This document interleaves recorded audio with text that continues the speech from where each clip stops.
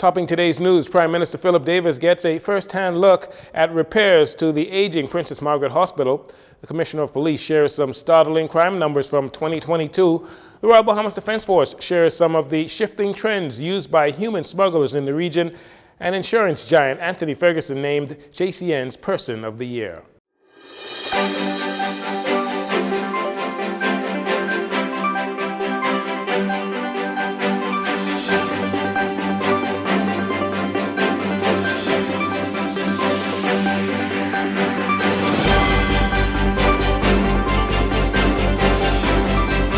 Good evening, Bahamas. I'm Jareno Saunders. This is your JCN Evening News. It's a pleasure to have you join us.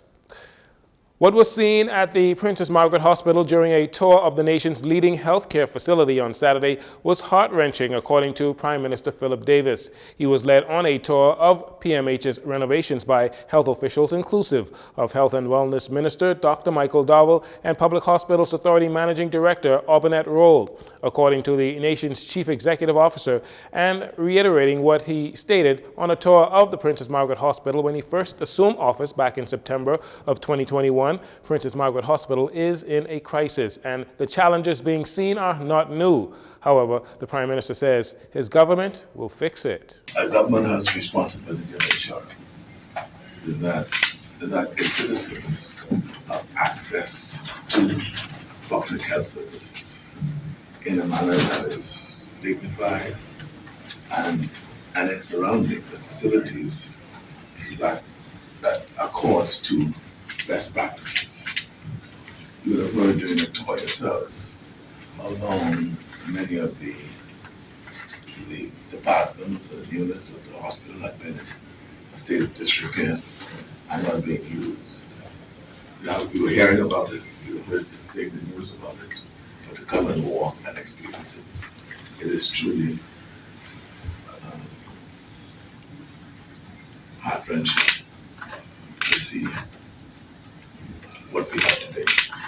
But we will fix it.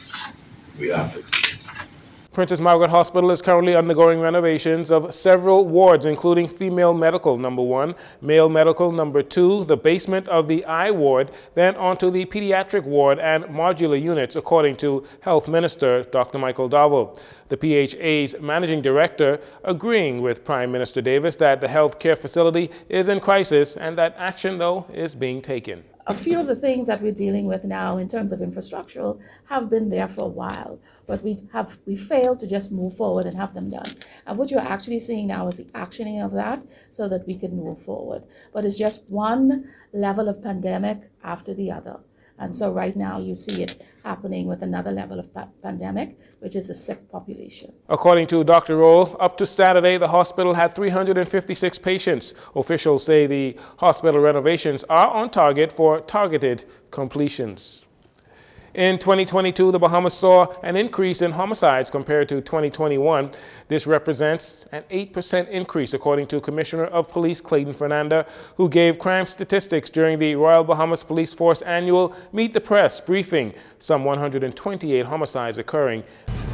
There was 128 murders for the year 2022, an increase of 8% over 2021.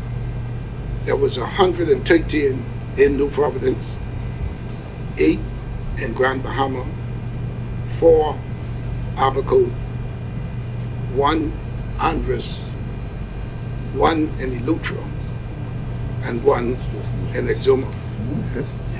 Out of that 128 murders, detectives, with a combined team effort across the board, with uniform officers, we were able to charge and solve 86 of those matters out of the 128, which represent a solvency rate of 69%.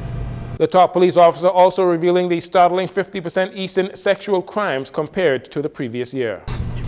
This is an area which concerns me greatly and the team. There was 55 rapes reported, 15% increase over 2021. 8 involved tourist victims. 39% of the victims knew the assailant. Removed unlawful sexual intercourse. There was 139 matters reported, 11% increase over 2021. 94 in New Providence, to break down, 29 in Grand Bahama, 17 in the family of islands. That is alarming. The trend shows that the unlawful acts are mostly geared towards young girls under the age of 16. Commissioner of Police is urging parents to monitor your children while they are on social media especially, and he sent a stern warning to grown men that prey on young girls that the police will be relentless in their hunt for you, as this sort of crime against children is most unacceptable. There is no doubt 2022 was a bloody year for the Bahamas with a record number of murders. In 2022, there was debate whether individuals suspected of murder should be denied bail for their own safety, as many of them were becoming victims of murder. While revealing the annual crime statistics on Friday, Commissioner of Police Clayton Fernandez shared the following numbers related to suspects out on bail that either became victims or reoffended. Based on our investigations in these matters, 35 suspects that were on bail committed murder. Let me say that again. 35 suspects that were on bail killed someone while on bail for various offenses. 34 victims were killed while they were on bail. 30 victims were killed while they were being electronically monitored. 30 victims were killed while they were being electronically monitored. In relation to denying bail, National Security Minister Wayne Munro explained that in some cases the suspect has a right to bail, and when given the option, most of the murder suspects decide to accept bail and be released. Meanwhile, when it comes to the act of committing murder and the trends police have been seeing, Commissioner Fernandez shared these sobering thoughts. I want to say that when it comes to murder, it is very difficult to prevent a murder once intended by that individual. Based on our investigation on these matters, we note that the killer knows who he is targeting and has done his homework. And when I say has done his homework, he knows where the individual hangs out, where he lives, his associates, and his daily routine. And he waits for that perfect time to carry out his act. Our aim is to continue to partner with the public to bring closure to these matters in a timely manner which can prevent retaliation and cause swift justice through the courts. The police commissioner revealed that detectives were able to solve 86 of the 128 murders in 2022, which represents a 69% solvency rate. He commended the entire team of officers from the various departments in the police force and members of the public for that high rate of success. Residents across the Bahamas have expressed deepening concerns about the large numbers of illegal migrants flocking to Bahamian shores, filling communities and putting a strain on the economy and the social fabric of the country. On Thursday, the commander in charge of the Royal Bahamas Defense Force shared with reporters trends they have uncovered in recent times as it relates to human smuggling operations from various countries in the region. We hear more in this next report. In light of recent developments of increasing numbers of illegal migrants to the Bahamas from multiple countries in the region, with some seeking to make a home in the Bahamas and others using the Bahamas as a transit point to get to the United States, Commodore of the Royal Bahamas Defense Force, Dr. Raymond King, on Thursday from the office of the Prime Minister, shared what their intelligence has been telling them as it relates to three specific groups of migrants. First, he spoke on trends related to migrants from South and Central America. What we have in the Bahamas right now, we have mixed nationalities from Central and South America. Those countries, they come into the country legitimately on visas. As and before their visas expire, they migrate to Bimini, Grand Bahama. Some maneuver from here in New Providence, from places like Sand Trap, Jaws Beach, and they're smuggled into the Florida coast. That is something that is ongoing. We're working closely with the United States Coast Guard. We have and we continue to dedicate assets to the Northern Bahamas to assist with patrolling the Florida Straits. As for illegal migration trends related to Cuban nationals, Commodore King revealed the following. With the southwestern Bahamas, specifically the Cubans, there are some push and pull factors. With the Cubans, has to do with the conditions politically and economically in Cuba. They're faced with high unemployment, scarcity in terms of food, medicine, and the sanctions being imposed on them by the United States. That is a push factor. A pull factor is Title 42, which is a health law that the United States government is contemplating removing. Thereby, those persons could have an opportunity to asylum hearing. And so that is pulling the Cubans. How it affects the Bahamas? They're using the key sal banks, the Damas Keys, Elbow Key, and Griller Key in most cases as staging areas. This is an organized smuggling ring, what we consider to be a transnational criminal organization. And we have vessels coming in from the coast of Florida, picking these persons up and smuggling them into the United States. Commodore King then focused on smuggling trends by the largest group of illegal migrants impacting the Bahamas from Haiti. As with respect to the Haitians, again, southwestern Bahamas, the trends. The Haitians now are moving along the northern border of Haiti, moving closely along the northern coast of Cuba, along the old Bahama Channel. In most cases, they're staying in the Cuban territorial seas, and they're seeking to move across to the United States. That's one trend. Again, the push factors, Haiti is basically a failed state right now, economically, politically, and socially. That is driving them under health crisis. They, as well, seek the opportunity to have asylum hearing, given the cause of what is occurring in Haiti at the moment. The Haitians, in most cases, they are heading towards the United States, but we still have cases whereby periodically they would aim for the Bahamas. We've done an effective job stemming them along the traditional route that they would take along the western end of Great Inagua, past Castle Island, up along the Exuma Keys.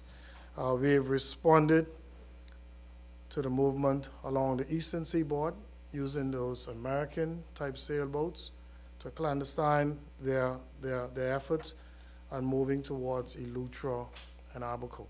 Dr. King says the Royal Bahamas Defense Force and all of its local and international partners will continue to try and stay ahead of the moving trends while continuing to use patrols, surveillance, and apprehension to dominate Bahamian territorial waters. Meanwhile, following recent claims of corruption in the Department of Immigration, Immigration Press Liaison Assistant Director Rudolph Ferguson says they will not tolerate any breach of the law. Wherever, and we're all a family, and every family, we have the good, the bad, and the ugly. And I'm not making any light or fun of anybody.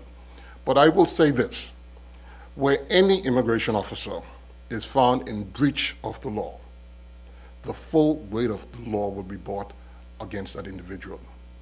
We do not condone illegal activities within our ranks. again, if and when they are investigating, they found that they're in contravention of any illegal, any activities, they will be brought before the courts, and the courts then will decide their innocence or guilty. We're very transparent. We don't want to hide.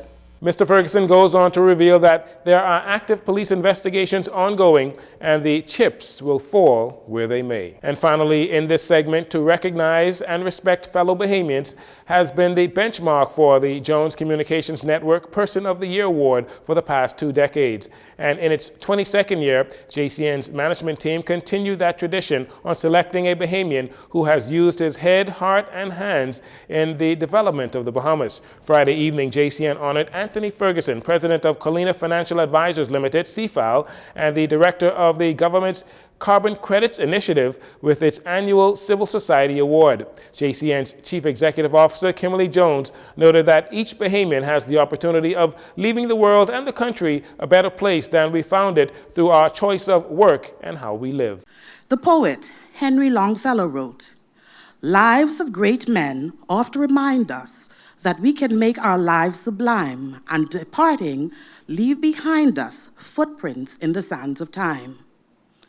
The truth of this statement can be demonstrated if we look at the lives of all the individuals we have honored over the last 2 decades since we started the Person of the Year Awards. They were all Bahamians who used head, heart, and hand to improve the quality of life in our country. Our honoree for 2022, Mr. Anthony Ferguson, is one such individual. In Jones Communications, we have always been about highlighting Bahamian exceptionalism, those personalities like Anthony Ferguson who have made a big difference.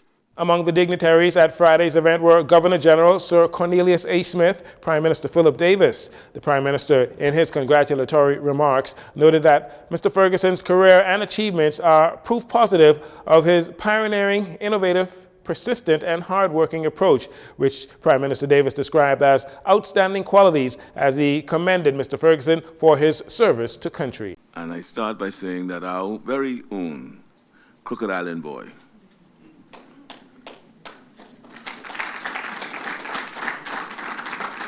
Anthony Ferguson, has made us all proud.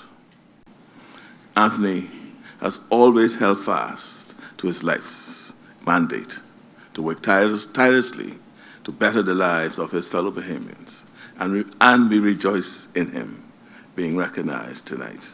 Congratulations to you, my dear sir. You are indeed the Person of the Year. Considered as a master of his trade as a financial advisor, Mr. Ferguson has established himself as a pillar of the business community. Supported by family and friends, he accepted the JCN's Person of the Year Award, saying he is humbled to be selected. This award was certainly unexpected, but is sincerely appreciated. When I was in primary school in Crooked Island, my principal, Mrs. Olga Richards, instilled a philosophy in me that I have carried throughout my life. She said, "There's no such thing as can't." She encouraged us to think big, dream big, and to think about ways to change lives. The lives of the people we love and those beyond our immediate family. As a result, I've always believed that the possibilities are endless. When I entered the investment management industry 36 years ago, I really wanted to help people solve their money problems and make a reasonable return on their investments. Many of the spaces and places in which I have found opportunities to grow personally and professionally have been in areas where I first sought to help others. This desire has become a cornerstone of all of my achievements, and one of which I am most proud. Along the way, I have also had the pleasure of teaching and guiding others, watching young investment managers bloom into some of the country's top industry advisors, daring to pursue new challenges and stretching and growing to encourage innovation and change in our world has been one of the greatest joys that I have experienced. We'll take a break here. We'll be right back after these commercials.